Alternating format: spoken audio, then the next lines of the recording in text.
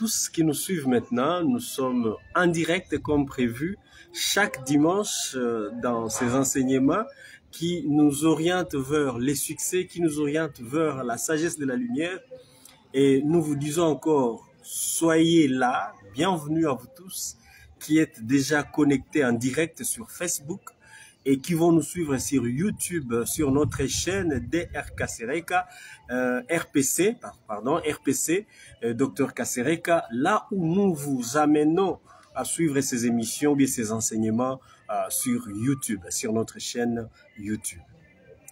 Nous allons encore le devoir, nous avons, excusez-moi, le devoir de vous dire merci pour tous les bienfaits que vous ne cessez de faire pour nous, notamment quand vous regardez nos vidéos, vous le partagez. Nous avons eu 18 partages et on a eu dans le 100 personnes qui ont regardé, qui ont visionné la vidéo. Et il y a eu ceux qui ont aimé aussi la vidéo. Nous vous disons merci et lumière à vous. Merci ici présent aux Starseed arthuriens, les galactiques qui sont là, tous les êtres de lumière qui sont avec nous ici sur place. Nous parlons de Végaliens, des Syrusiens, des Vénisiens, de Pléadiens, tous ces êtres de lumière qui sont avec nous maintenant pour cet enseignement si important et que vous le savez très bien. Nous avions voulu à ce qu'on arrive tous à avoir les niveaux, n'est-ce pas? Les niveaux qui vont nous permettre d'évoluer et d'avancer vers le succès et la réussite. Cette série des enseignements va à une conclusion aujourd'hui sur le premier point qu'on avait débuté la semaine antérieure. Il y a 3 semaines que nous parlons sur pourquoi la souffrance est sur la terre. Nous disons que souvent, les amis qui nous suivent en Lingala voudraient bien aussi nous suivre parce que chaque fois que l'émission a plus plongé dans le français, il y a peu des amis qui nous suivent et qui sont peut-être frustrés. C'est pourquoi dans le bill sous Boye malampe lumière à vous tous qui nous suivent. Bah on sont déjà bazuli baku ya kozala en direct pour que bolanda oyo to bengi boye bia moli mozali ko permettre bana na batu baye bako évoluer pe ko kende liboso koleka. Toloba ki ete na ba enseignement oyo toza ko limbola tozali ko la kisabino pona nini toza na pasi awa na mabele. Pourquoi souffrance ezali ko perdurer? Spiritualité tikala ko pesa biso réponse wana te. Et nous avons toujours cette question-là qui revient. Et ya kaka toza komituna. Pona nini passe? To yaka na mabele poto souffrir. Pourquoi la maladie? Pourquoi la souffrance? Oui. Et ça, c'est une question effectivement qui mérite une réponse. Yango toloba ki esengeli to pesa bana na bato réponse ezali réelle, o ezali réalité. Ezate ke no souffrance c'est aussi la lobby au kene na paradis non. Ça, c'est du farfelu. Le paradis n'existe pas. C'est faux. L'Ife Lopez a la raté. C'est parce qu'ils n'ont pas su vous répondre. Yeba ki kopé sabino réponse que souffrance ezali pona boye. Yangona balobi no pobolonga souffrance ya mabele bokokendaka na paradis. Paradis yango ezalaka wapi? Na planète nini? Parce que toyebi esika même ba Elohim bavandaka mboka na bango yebani. Bongo ya paradis. Eza na planète nini? Eza na galaxie nini?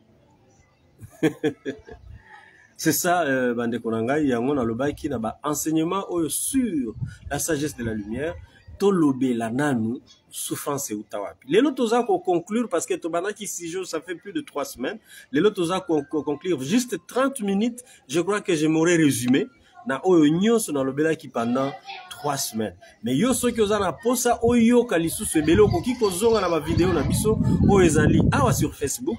Pe oyo totindaki déjà na page na biso ya YouTube esika wapi okokoma RPC Dr Kasereka omoni mbala moko enseignement ou bien chaîne na biso ebimi pe okolanda ba enseignement na biso. Voilà eloko tolingi tolobela mokolo ma lope na lobi na bino nyonso mpole to lumière et banako lamba ko yamba bino ko zinga bino les lingala vraiment et puis bozala na esengo. Onyo ça s'appelle la vidéo comme toujours liker, aimer vidéo, partager na batu mususu, bo solo na bo betaka masolo ya makambo ya solo. Voilà. Alors tobandi. Lelo tozo conclure. Na conclusion on a lingi ososola malamu. oyeba pasi oyo ozo vivre souffrance oyo toza nango na mabele euta wapi nani amemela biso pasi pourquoi bana na bato bazo souffrir oui bana na bato bazo souffrir parce que ezali na race ça va ezali na race ya ba créature ba conscience oyo bayaka awa na mabele ko confisquer mabele ko sala lokola ba kidnapper yango na biso bana na bato tango baye bakuta mwana na moto asi asalema azalaka déjà mais il voulait effectivement dominer l'homme baye bako konza ye baye bako contrôler ye bayimile basala ye mutu na bango.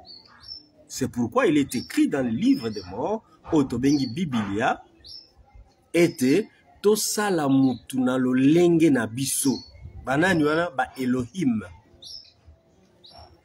Elohim ezalaka kombo ya Nzambe te ezali kombo ya race moko boye. En principe comme bango baza race reptilienne ba reptilien. C'est ça la race.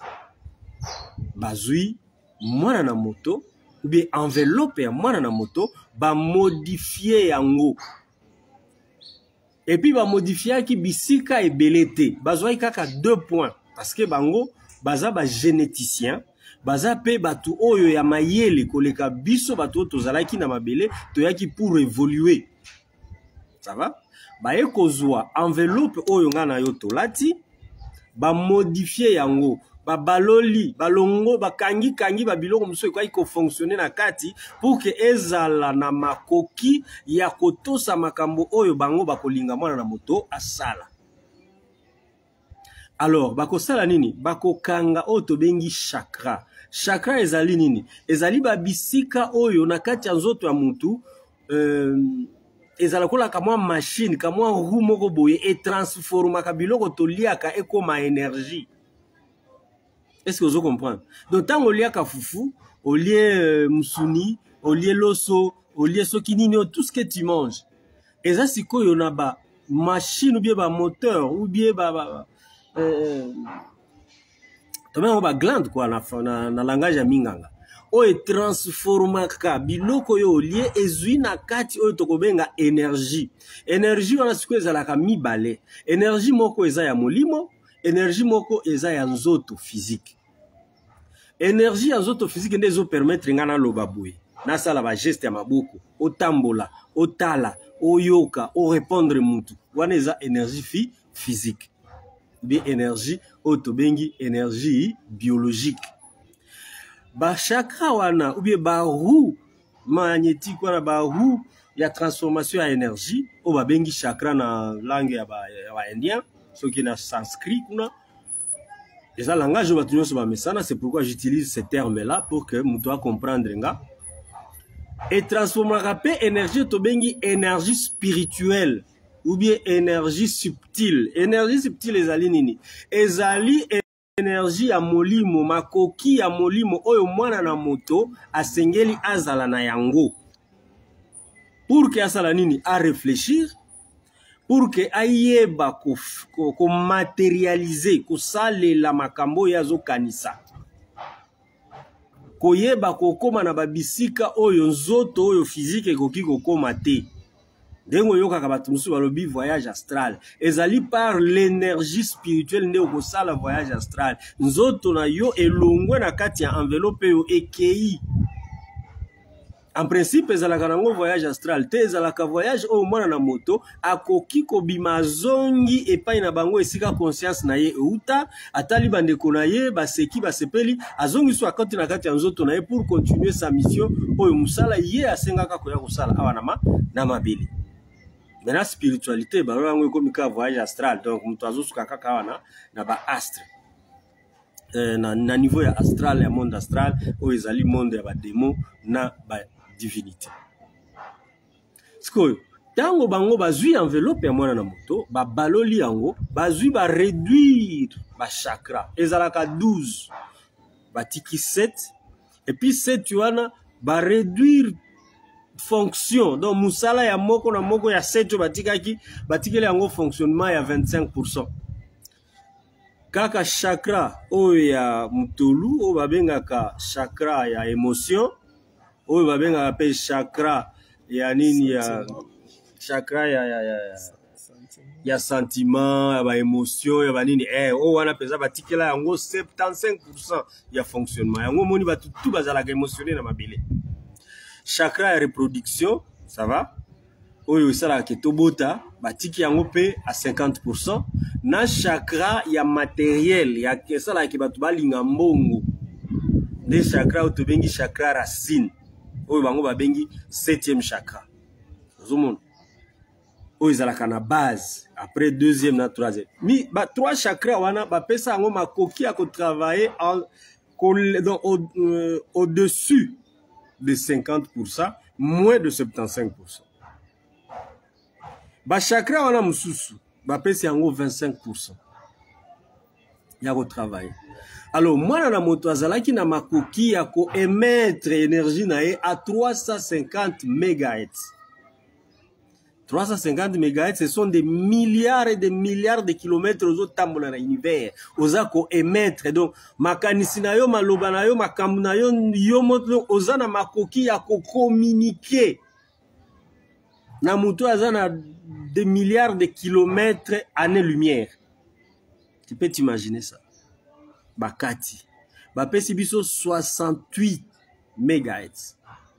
Donc, énergie spirituelle ya mwana na moto tango ba transformer tango ba baloli corps ba sali mutu na lolenge na bango bala moko ba sali ni ba bousier ba chakra wana 5 oyo batiki en fonction na uti ko expliquer ndenge ba diminuer fonctionnalité nango sima nango toza na 12 ADN 12 ADN ezali nini na lobaka ngo na enseignement pe bolandaka kaka awa na Facebook sur la multidimensionnalité ya mwana na moto. Nous sommes multidimensionnels parce que nous avons été créés de manière exceptionnelle. Et ça na conscience mon côté, pardon. Et ça na enveloppe mon côté. Oyo ba conscience balataka. Oyo za lokola enveloppe ya biso ba humanoïde terrien. Ezate. Enveloppe ya biso eza très spécial. D'abord, eza fabriqué par 12 intelligences créateurs. Nakati ya univers. Ndoyo ki nazobenga les familles de conscience. Batu 12 wana tango basali enveloppe yo batie adresse na bango na kati kuna on babenga tobenga ka brin d'ADN. Ce sont des codes génétiques yaba oyo basala enveloppe oyo. Batika ba point ba comment on appelle leur signature leur adresse na kati yanzo c'est-à-dire que soki ngai naza acturien na loba toujours exemple wana na lingi na zonge pa na biso naza na adresse l'air na lali pongi na yebi ke na kokende ko se reconnecter et pa na biso na planète boye na constellation ya ours na koti na soleil d'Arcturus. Ça c'est ça, ezalaki bongo. Mais baye ko sala nini? Baye ko boma ba ADN nyonso wana bakanyango batika ka ADN mibale. ADN ya bango moko na ADN mususu oyo ko gai ko permettre biso tozala ka moi idée générale sur notre création. Alors, après ko sala ndenge wana, ils nous ont donné les aliments sikoyo. Yoka sikoyo sika makambo ye ko yinda. Baye ko pesa biso biloko ya kolia o ezali empoisonné. Na lobaka bien, na kati ya buku ya bawei, oyo bengi Biblia. Et komama ete banzambe babando senga batu ba memela bango malasi, mafuta. Et tango batu bazako ya nango, ça a été pour eux dès qu'ils tango babando sepela nango. C'était l'offrande le plus agréée par Nabango. Pourquoi? Mituna pona nini solo ya pamba oui. Parce que solo ana eza aliment spirituel. Aliment ya corps subtil, corps spirituel. Elia kande ba solo ana. Baye ko sala nini? Baye kolongola. Biso musika ya koyoka ka ba solo ana, baye ko lakisa biso kolamba biloko na musuni.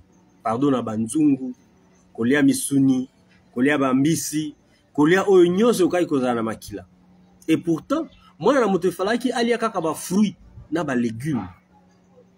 mwana moto soki apelisi moto ezaki na banzete soki milinga ezokota ye aza koleisa nzoto na ye ya molimo. Mwana moto soki aza kotumba par exemple à 100 azali koleisa nzoto na ye ya molimo. Ba épice oto tiaka na kati ya biloko ba solo wana eleisaka nde nzoto na biso ya molimo. Nous appelons ça aliment biochimique parce que ça nourrit les corps subtils. Mais nous sommes ba écarté. Jusqu'aujourd'hui, les gens bato ata soki otie na kati ya biloko otie aïe, otie clou de girofle, otie nini kupidi, otie n'habite céleri, ah te obem si biloko comme solo. Pourquoi? Ignorance.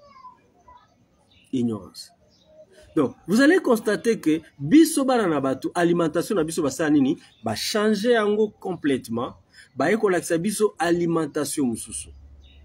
Or, na kati alimentation osiko ba ekolakisa biso c'est du poison. Moyen nzoto na yo. D'abord, et comme ma bonne santé, exact. Moyen nzoto na yo est vibré. Donc, ezala à mesure ya ko se reconnecter na source na yo, exact. Moyen même ou se connecter na ndeko yo lingaka. Pour que asunga yo asalela o likambo ezate pour na nini énergie spirituelle na yo ezana se.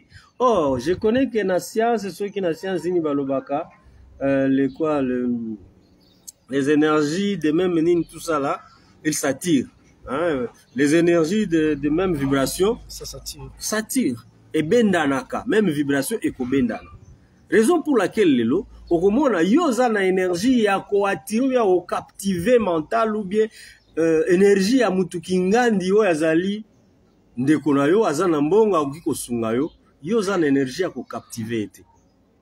Ye énergie na ye eza ndenge mususu yo pe énergie na eza ndenge mususu.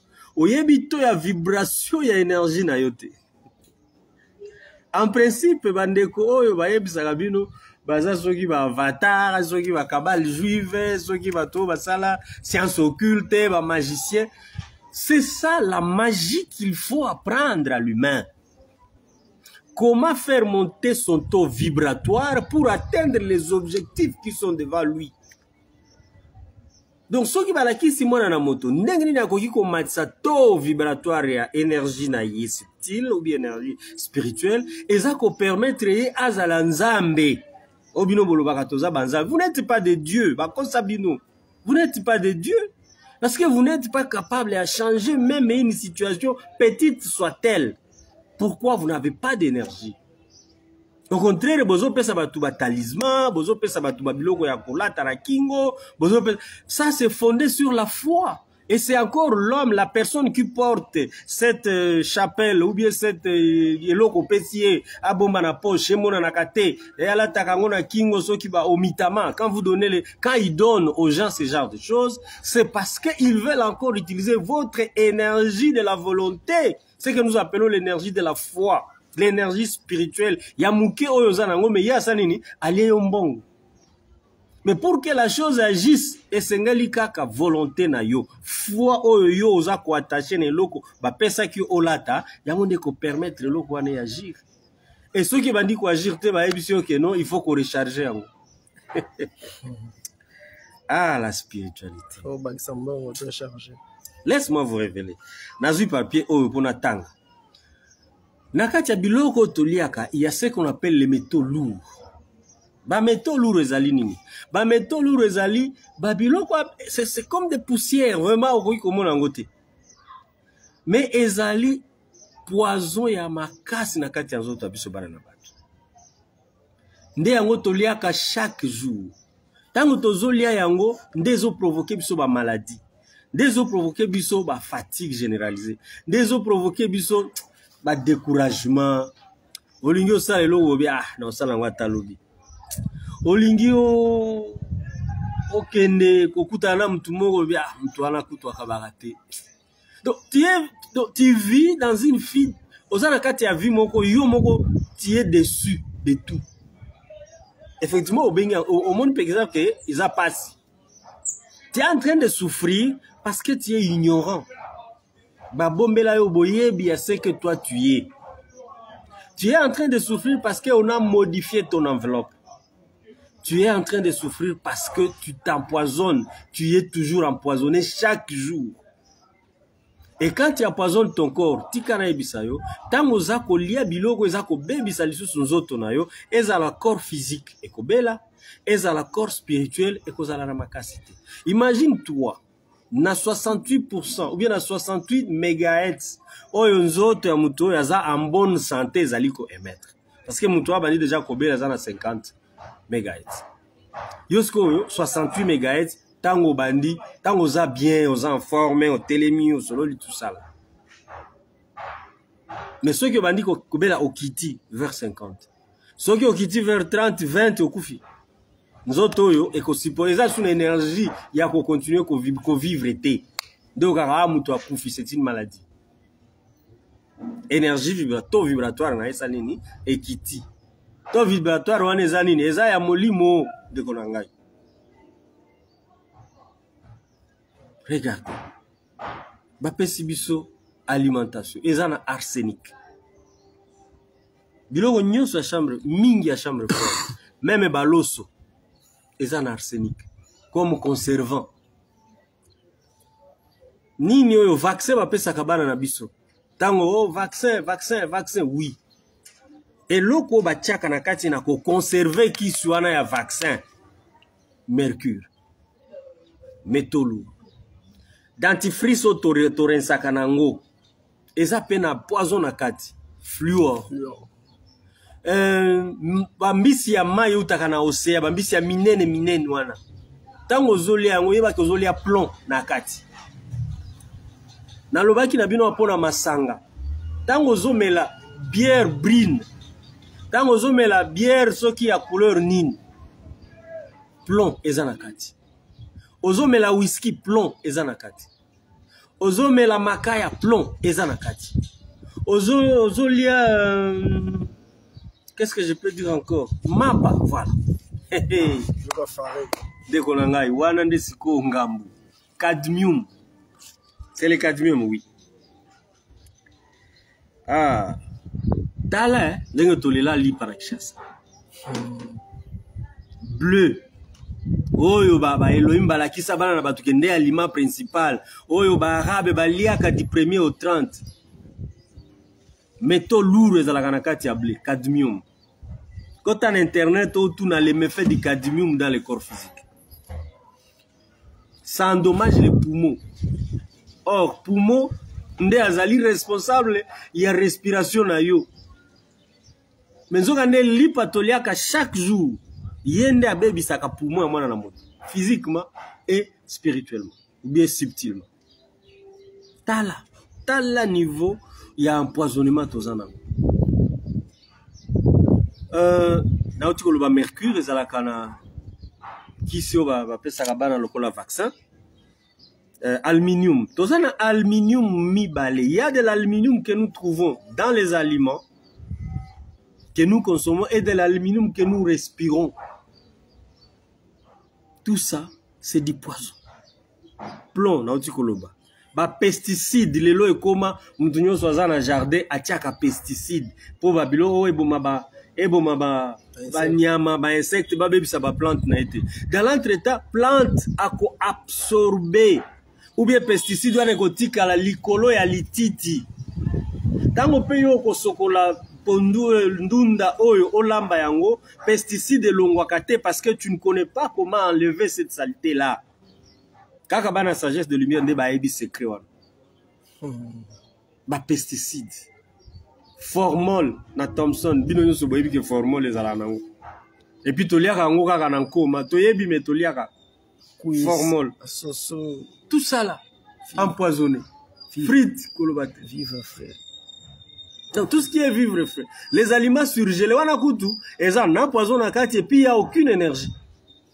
Aliments surgelés, nyos. Et puis ça, quand nous autres, on a à ta pourcentage, mon côté, il y a mégahertz. Énergie, il y a connexion. Exact. Donc, au lieu de ça, pour la revue, ça m'issouni, n'a liboum. Mes chers amis. Et qui nous ont amené ça? Les êtres que nous appelons des dieux. de divinité. Blé, l'hypotoliaka chaque jour, atayo moko. Maï, voilà. Chrome, nakati ya maï. Maï a régi des eaux, oh, tozomena. Maï a régi des eaux. Et ça, na poison nakati.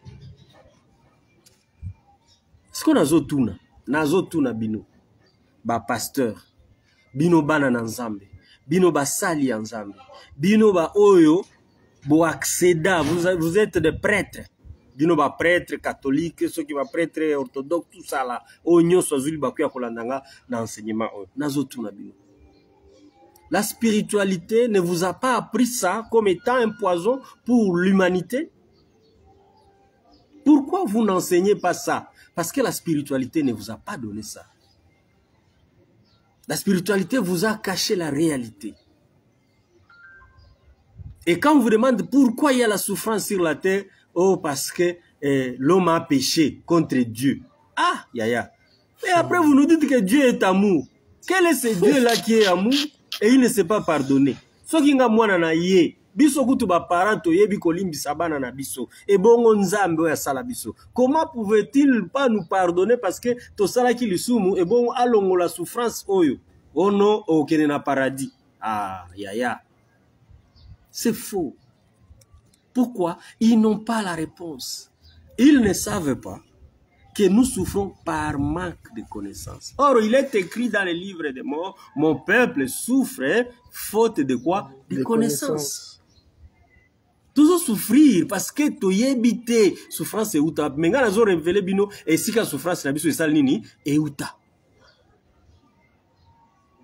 Bien aimé, Ndeko, toi qui es une conscience incarnée, être de lumière que tu y es, si et seulement si c'est la première fois que Olandinga aimez d'abord vidéo et après partagez pour les autres. Je continue pour aller jeter parce qu'aujourd'hui, je ne vous prends pas beaucoup de temps. Tous ces métaux lourds, or, dans les enseignements passés, on a révélé bino option na vibration, taux vibratoire, il y a mégahertz, il y a chaque organe, oyo esika sikoyo ba métaux lourds ekenda akofanda. Le foie, le rein, le cerveau, les squelettes, hein, mikou anabiso, les fanères. Les fanères, ce sont les ongles, les cheveux et la peau. Des sika ba métaux lourds wane fanda. Soki toyoki malaria, moto.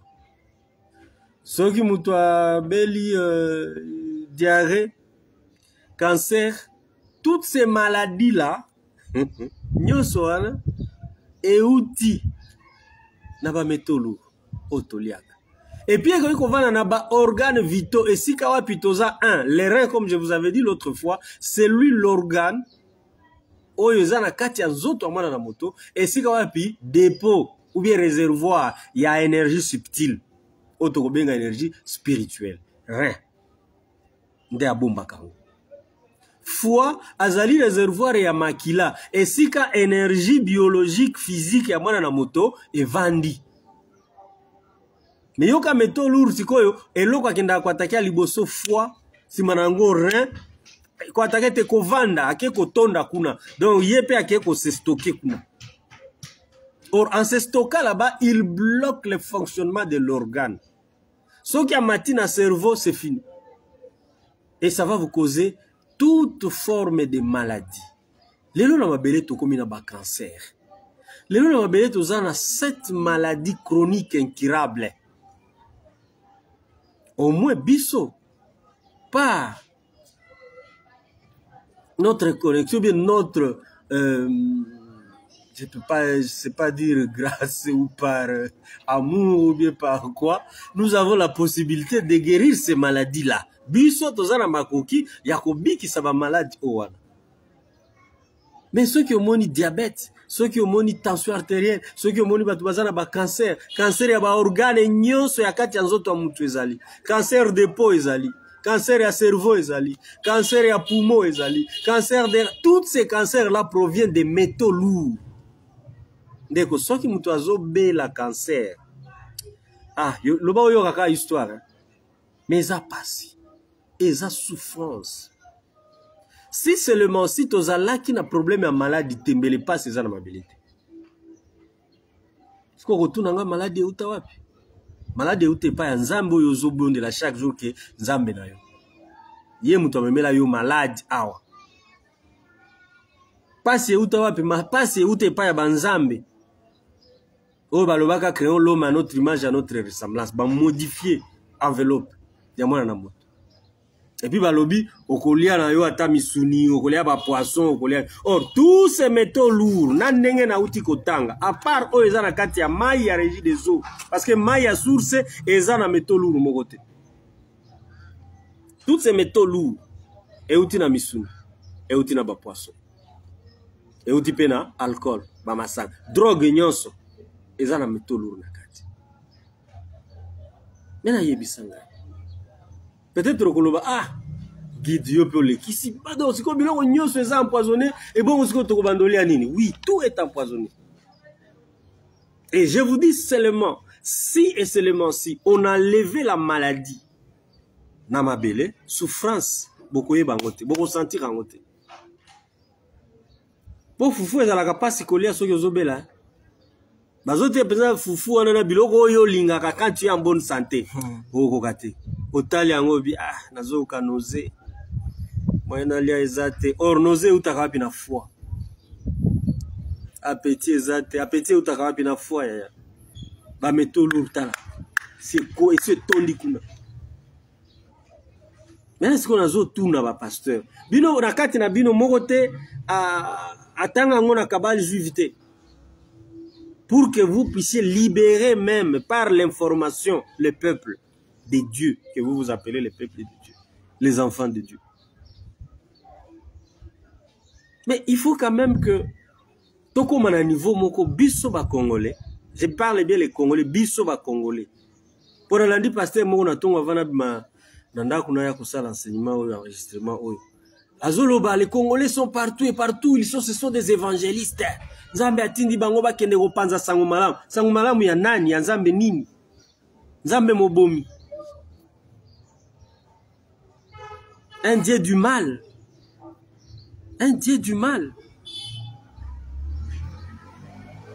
et en dehors de cela après komona ke bana na batu baza assez empoisonné biso a créé biso lisusu les fruits du mal la haine la jalousie, la cupidité, l'escroquerie, tous. Azu a chesu na kati na biso, babiloko ya mabe na kati ya nzoto bana na. Nde tokoma bomana, tokoma koinana, tokoma kofingana. Et lui, il veut se nourrir du sang. Imagine-toi. Zambo ya zana posa aliaka makila ya bana na batu. Makila ya bana na batu. Nde alimentation na ye.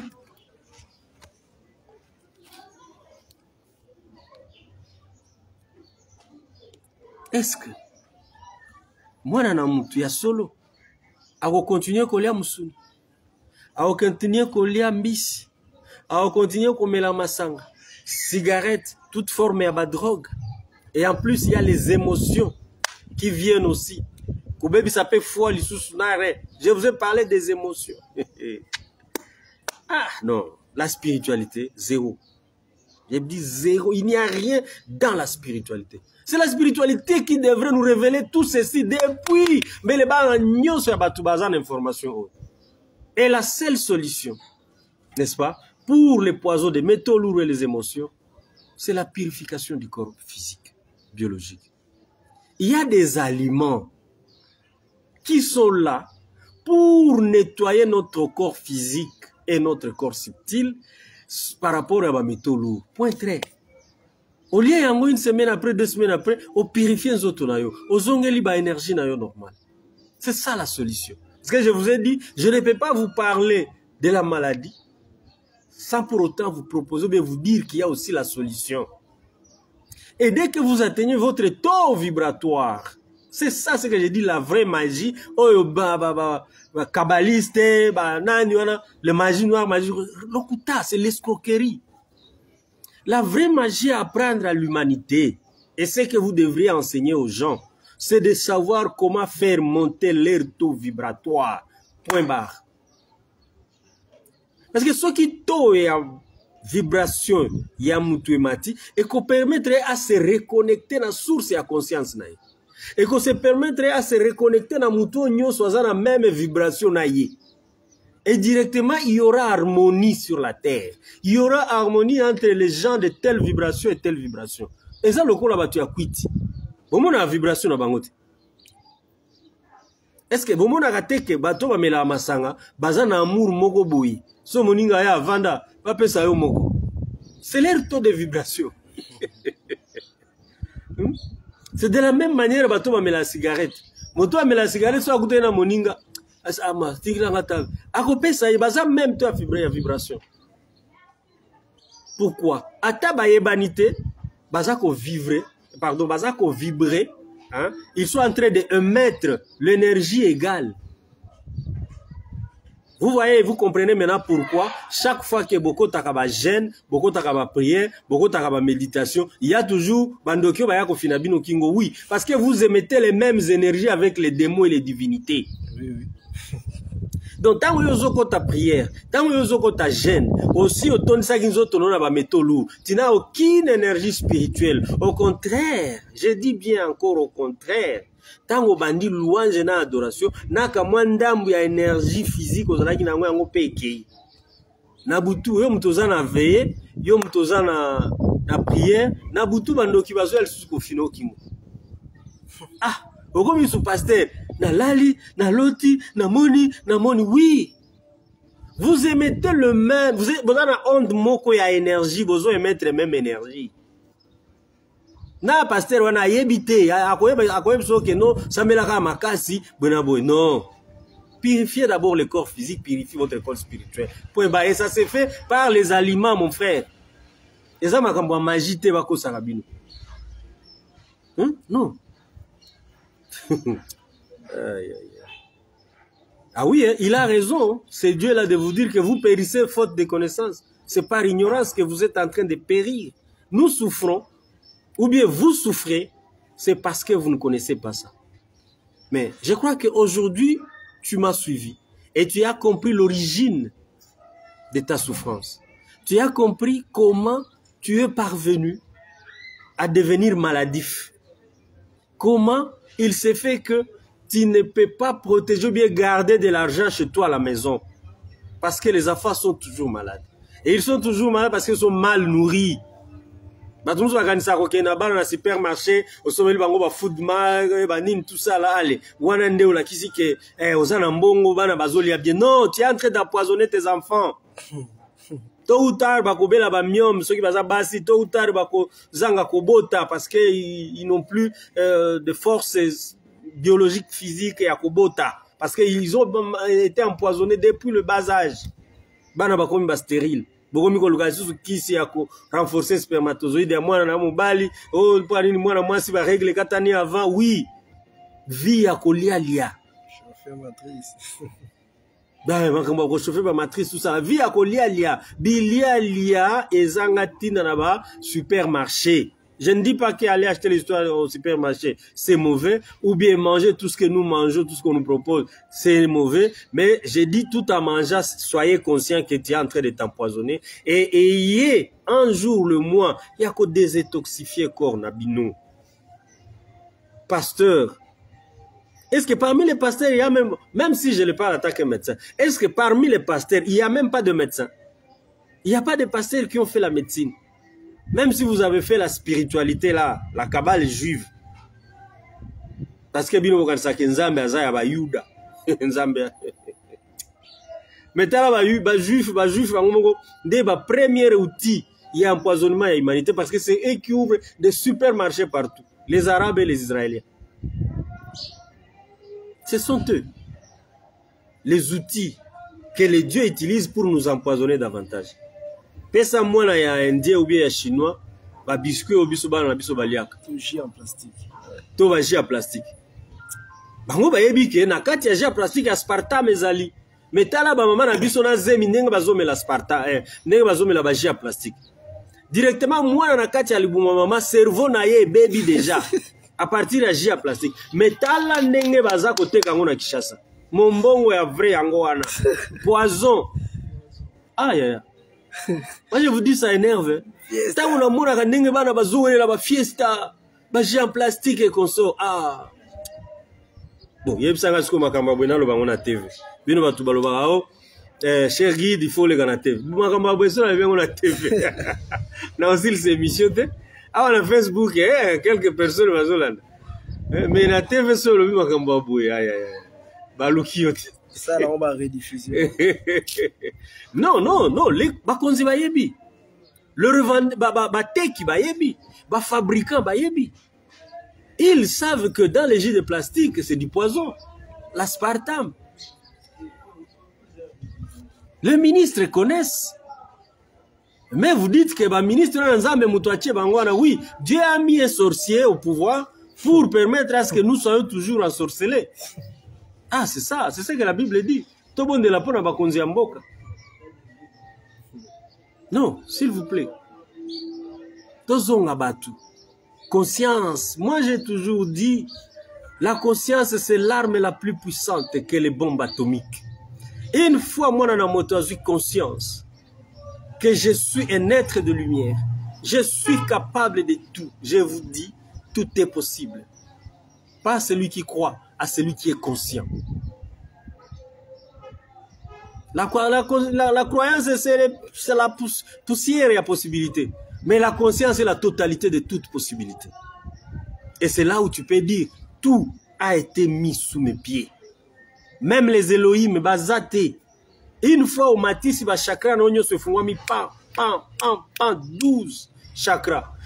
12 brins d'ADN. Elohim, azana chakra moko, azana brin d'ADN moko. Ao saloni. Yoza multidimensionnel. Tomi ebite. Voilà, merci. Je crois qu'aujourd'hui, j'ai dit que je vais vous parler pour 30 minutes. Et je crois que ceux qui nous ont suivis, merci à vous qui étaient en direct. Et puis merci à vous tous qui allez partager la vidéo. Merci à vous qui va aimer cette vidéo. Et encore une fois de plus, nous appeler si possible à notre numéro 09 98 00 22 00. Le numéro WhatsApp, c'est ça, 09 98 00 22 00. Si vous osez m'appeler par elle tel que ça ne passe pas, entre sur WhatsApp, tu vas me voir ou bien tu peux m'écrire sur cette page. Merci à vous tous qui avez commenté sur la vidéo. Je n'ai pas cité les noms déjà, seulement je vous donne un grand lumière et je vous dis encore une fois, soyez heureux parce que vous êtes dans la lumière et vous êtes déjà libérés de la spiritualité. Ciao.